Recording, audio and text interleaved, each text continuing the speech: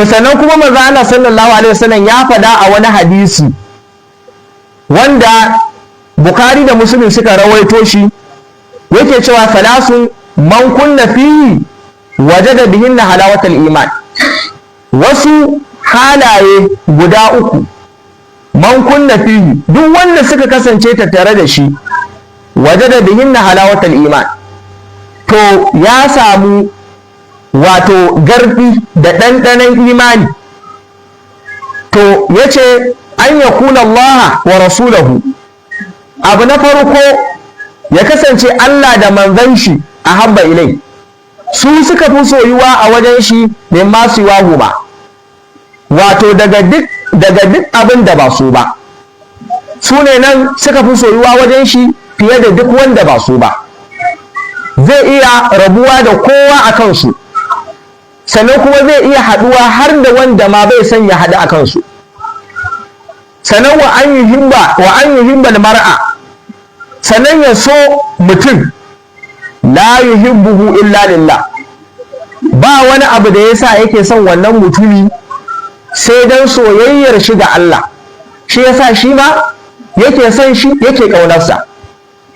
Muna roƙon Allah ya ƙara mana ƙaunar juna. Sannan wa an yakaraha an ya'uda fil kufri, sannan abu na uku da zai sanya mutum idan wato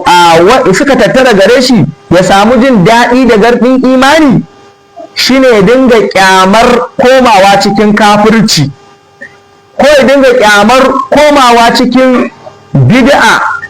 da jahiliya ba da id an qadahullah, bayan kuma Allah ya riga ya tseratar da shi daga cikinta.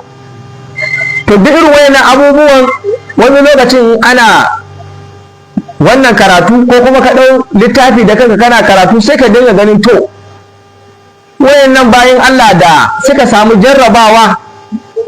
ina suka bar irin wayannan dalilai din da suke nuna cewa ne kamar an ɗauko da awa ta sunna a farkon al'amari, amma kuma daga baya da an yi rudut,